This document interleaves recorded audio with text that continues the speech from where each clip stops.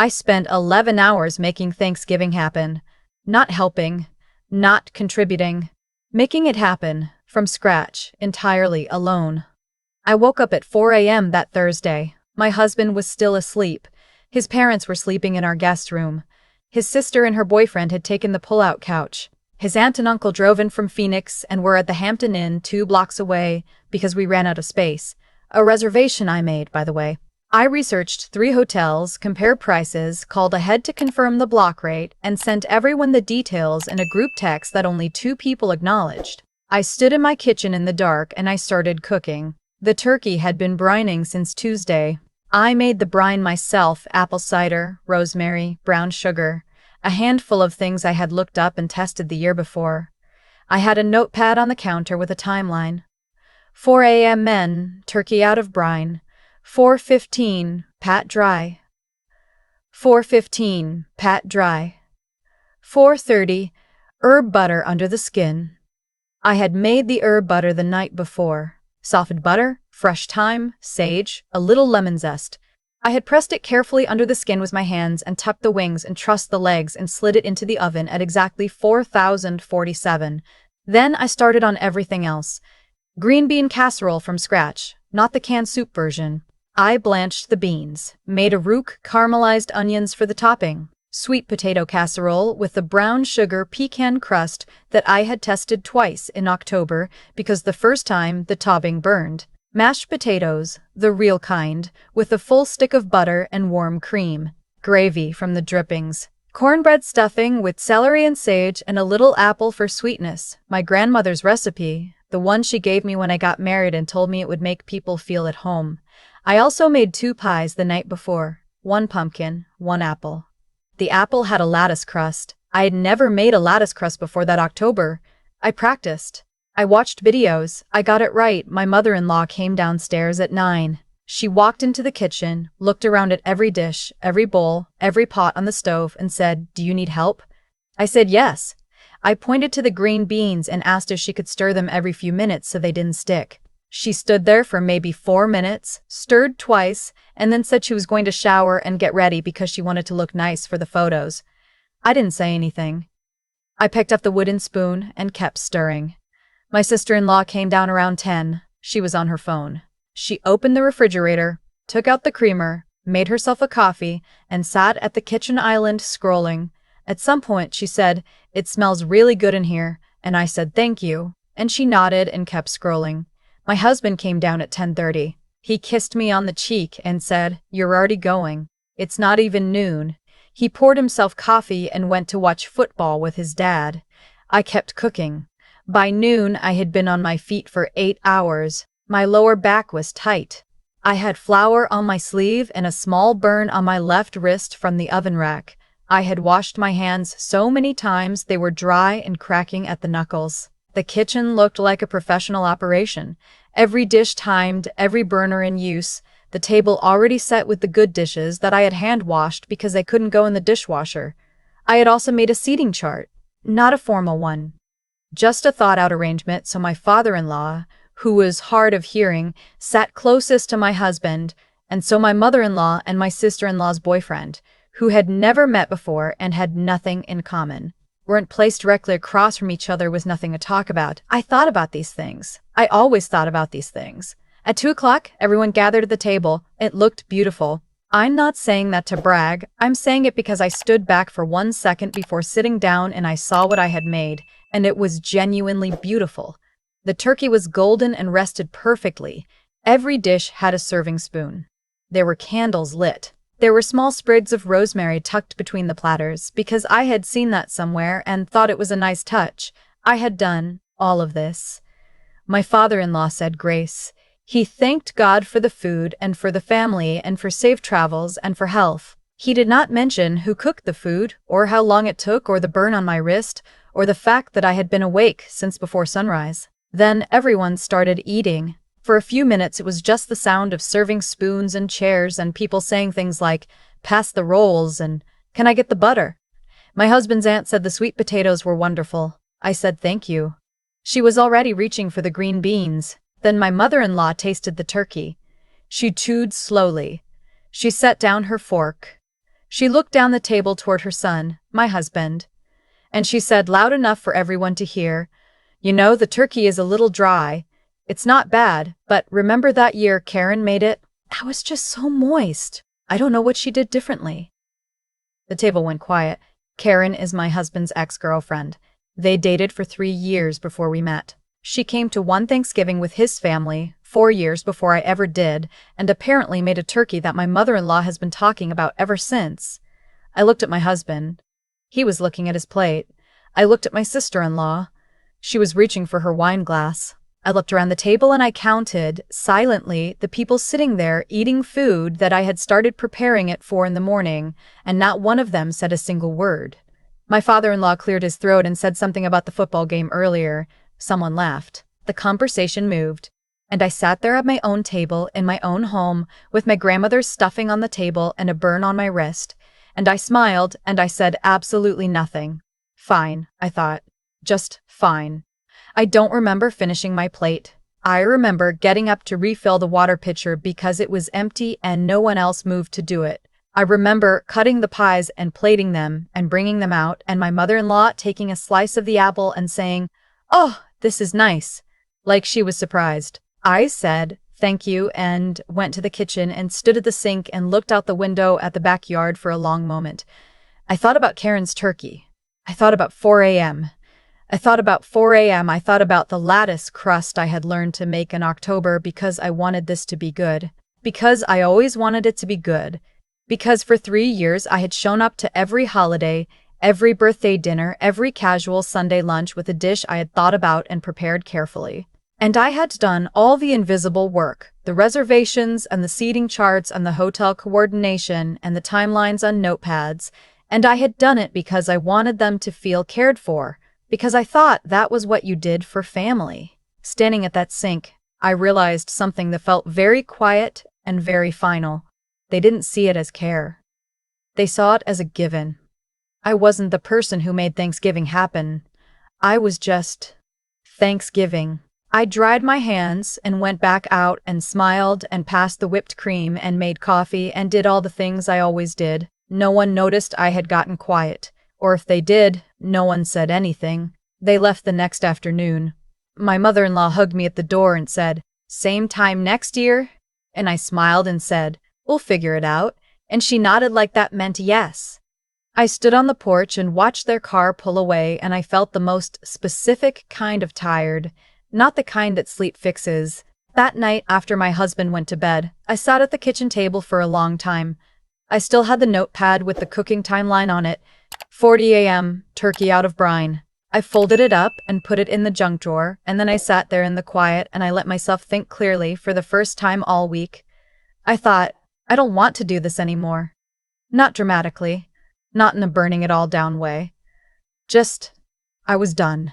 I was done being the person who woke up at 4 in the morning and spent 11 hours building something beautiful that my mother-in-law compared unfavorably to her son's ex-girlfriend's turkey while it was still warm on the table. I didn't tell my husband that night. I just went to bed. But something had shifted. I could feel it the way you feel a window close. Not a slam, just a soft, definitive click. December came. My mother-in-law sent a group text. "Christmas at our place this year. Everyone bring something. Sarah, can you do your green bean casserole and maybe a dessert?" I read it twice. Last year, I had done the green bean casserole and a dessert and the appetizer spread and helped my mother-in-law with her ham because she said she was nervous about the timing, and I had stood in her kitchen for 4 hours on Christmas Eve walking her through it. I typed back, "I'll check our schedule and get back to you." She sent a thumbs up emoji. 2 days later, she texted me directly, "Did you figure out Christmas? Just want to plan around you." I said, "Actually, we're going to do a quiet one this year. Just the two of us." She called me 20 minutes later. "Is everything okay? Did something happen?" I said everything was fine. I said I just needed a slower holiday season. I said it very calmly because I meant it calmly. This wasn't a fight. It was a decision. She said, "Well, the family is going to be disappointed." I said, "I understand." She paused. "It's just, you're usually the one who pulls everything together." And there it was. Not thank you for always pulling everything together. Just, you're usually the one who does it, and now you're not, and that's the problem. I said, I know, but I think it's a good year to take a break. She said she hoped I felt better soon, as if this were a symptom of something that would pass. We had a quiet Christmas. Just my husband and me, a small roasted chicken, a bottle of wine, a movie. No seating charts, no timelines, no 11-hour mornings. I slept until 8 and made eggs, and it was the most peaceful holiday I had in years. My husband had been confused at first. In November, a few days after Thanksgiving, I had finally told him what I was feeling. Not an argument, just the truth. I told him I had been awake since 4 that morning. I told him I had a burn on my wrist. I told him I had listened to his mother compare my cooking to his ex-girlfriend's while everyone sat silent, and I had smiled and refilled the water pitcher. He was quiet for a while. Then he said, I didn't realize how much you were doing. I said, I know. He said I should have said something. When she said that about Karen, I said, yes, you should have. That conversation mattered. It wasn't a fix, but it was honest, and honest was somewhere to start. What was harder was the months after Christmas, when his family started to feel the absence of what I had always done without being asked. His sister texted in January, Hey, are you planning anything for Mom's birthday? You always do something so nice. I said, I'm sure she'd love to hear from you. A call would mean a lot. His aunt emailed in February. Actually emailed, asking if I had any recommendations for where to host Easter since I always seemed to know the best places. I didn't respond for 3 days. Then I said, I haven't looked into anything this year. Good luck. With the exclamation point, which I meant sincerely. My mother-in-law called my husband in March. He told me about it afterward. She had said the family didn't feel as connected lately. She didn't know what had changed. Things just felt different. He relayed this to me gently, watching my face. I nodded. I said, things are different. He said, she asked if she had done something. I thought about that for a moment. I thought about the turkey, about Karen, about 11 hours and a burn on my wrist and a table full of people who said nothing.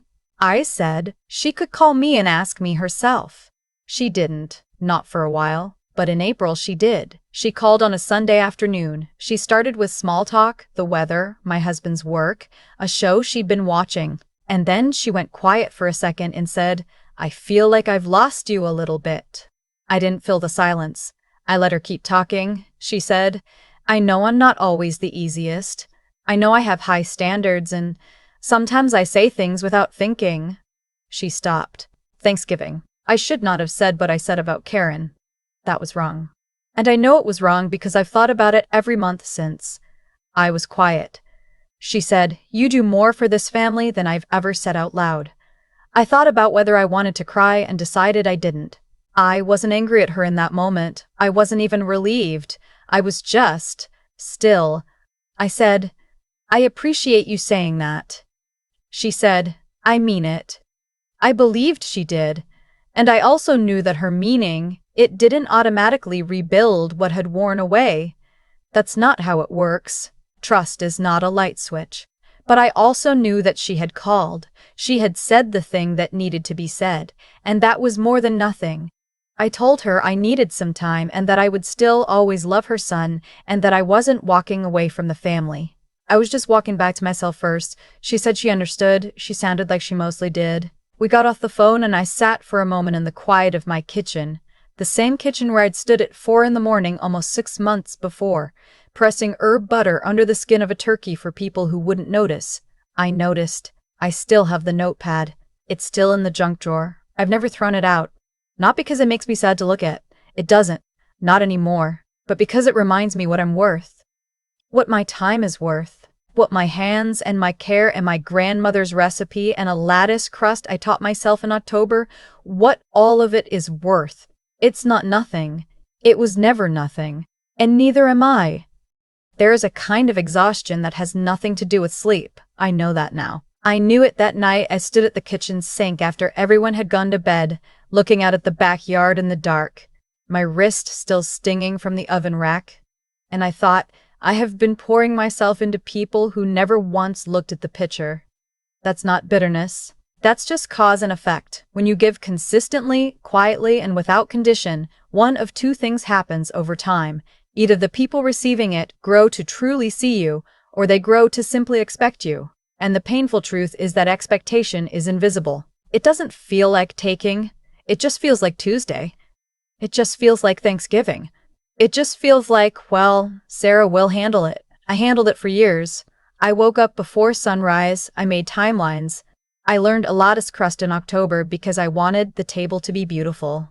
I coordinated hotel rooms and seating charts, and I smoothed over every awkward silence at every family gathering, and I did all of it because I genuinely believed that care, given freely and consistently, would eventually be seen, would eventually be named out loud. What I didn't understand then, and what I had to learn the hard way, standing at that sink, is that care which is never acknowledged doesn't disappear.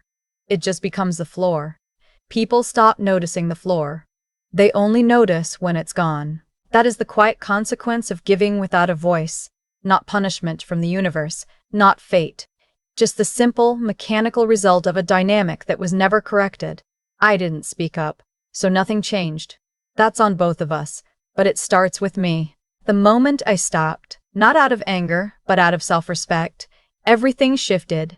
Not because I wanted them to suffer, but because a person who respects herself cannot keep building a table for people who sit down without saying grace. At some point, the intelligent thing, the courageous thing, is to simply stop setting the table. That took more strength than 11 hours of cooking ever did. Strength isn't loud. It doesn't announce itself. It doesn't flip the table or make a speech. Sometimes strength flips like texting back, "I'll check our schedule," when you used to always say yes. Sometimes it looks like a quiet Christmas with just 2 people and a small roasted chicken and no seating chart, and finally, sleeping past 6. And the integrity piece, the part I'm most proud of, is that I never lied. I never pretended. I didn't perform forgiveness. I didn't feel. And I didn't perform coldness. I didn't mean either. When my mother-in-law finally called and said the things that needed to be said, I listened. I didn't punish her. I just told her the truth. I needed to come back to myself first. That's the whole story, really. Not revenge. Not a dramatic exit. Just a woman who finally decided that the person most deserving of her 11 hours was her. I still have the notepad in the junk drawer. I don't need to look at it to remember. I just need to remember what I'm worth. And I do, now, every single day.